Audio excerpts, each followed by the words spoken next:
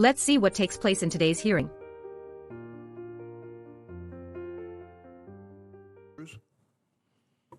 Thank you, Mr. Chairman. Title IX was a landmark civil rights law. It helped create the incredible breadth of women's sports and girls' sports that we see across the country. I believe in girls' sports. I believe in women's sports. I'm the proud father of 2 daughters who are both athletes. I think participating in competitive sports is a wonderful thing for a young girl. I think it is a wonderful thing for a woman.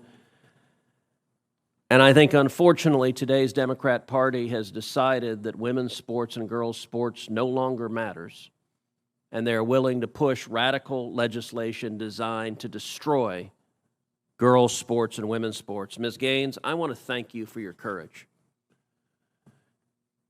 You are relatively young, but you have demonstrated incredible courage. And because you have dared to speak up, you have been demonized, you have been vilified.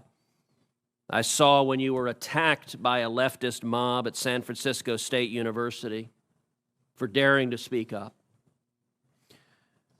You had an incredible record as a swimmer at the University of Kentucky. You were a 2-time NCAA All-American. You were a 5-time SEC champion. You're an SEC record holder and a 2-time Olympic trial qualifier.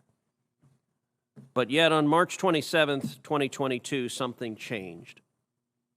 What happened on March 17th, 2022? That's when Thomas and I raced in the 200 freestyle and again resulted in a tie. And so you tied. What was the consequence of tying?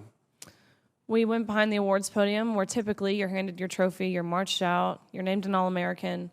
And so we go back there, and the official looks at both Thomas and myself and says, "Great job, but you guys tied. And we only have 1 trophy, therefore we're giving this trophy to Leah." And I question this, and I say, why? And at first, I shortened it in my testimony, but really he stumbled on his words. He didn't know how to answer this. And at first he's, well, we're just doing this in chronological order. To which I further pressed, and I said, okay, well, what are you being chronological about? Because we tied. And if we're doing this off alphabetical order, G comes before T, so what are you being chronological about? To which this wasn't a script they had prepared for him. And he actually appreciated his honesty. He did say, we have to give the trophy for Leah because Leah has to have it for pictures. They've made that clear. Leah has to have the trophy for pictures. You can pose with this trophy, but you have to give yours back. You have to go home empty-handed. Leah Thomas takes the trophy home, end of story. Now, let me ask you, as someone who's competed at the elite level, in your experience, is there a difference between women and men? Of course. I think we learned this at a very young age, watching even 12 and unders play. Going through puberty causes irreversible advantage, that no matter the training, no matter the diet, no matter any alterable change you can make, will overcome that male advantage. Especially in sports like swimming, where lung capacity matters so much. Even something as silly as throat size, men have on average a 40% larger throat, which sounds like it's nothing, but when you're grasping for air, that 40% larger throat makes a huge difference in athletic success, not to mention height. You guys know the differences. Ms. Robinson, do you agree with Ms. Gaines that there's a difference between women and men?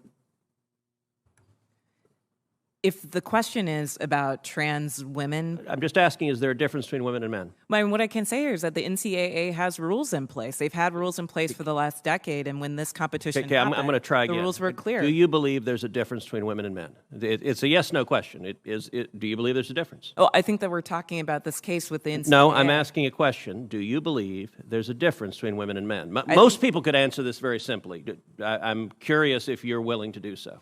Oh, absolutely. I'm just putting it into the context of the conversation that we're having. I think that there are definitions related to sex. Is that a yes? So I'm trying to get a yes or no. I'm not trying to get a speech.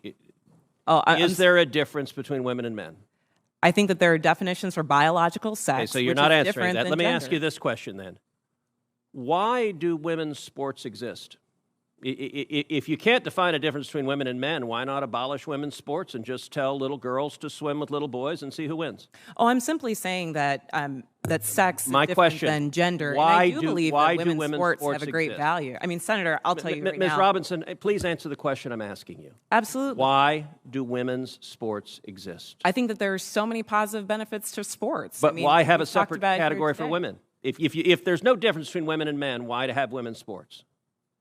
I'm saying that there's a difference between sex and gender, and that the NCAA has rules in place, which they have for the last decade. Mr. Chairman, which I would determine like that to enter into related the to record an participation. article from Duke Law called Comparing Athletic Performances for the Best Elite Women to Boys and Men. And it goes through examining in 2017 the top records for women in the world in various track and field events. So, for example, in the 100-meter, the top record for women in the world was 10.71 seconds. Now, that record for the number one woman in the world in 2017 was, in the year 2017, broken by 124 boys under 18. In that same year, the record for the number one competing woman in the 100-meter dash in the world was broken by a total of 2,474 men. If the radical Democrat agenda to destroy girls' sports and women's sports succeeds, little girls will not have a chance to compete. So I ask unanimous consent that this article be entered into the record. Without objection. Senator Padilla. Thank you, Mr. Chair. Colleagues, a recent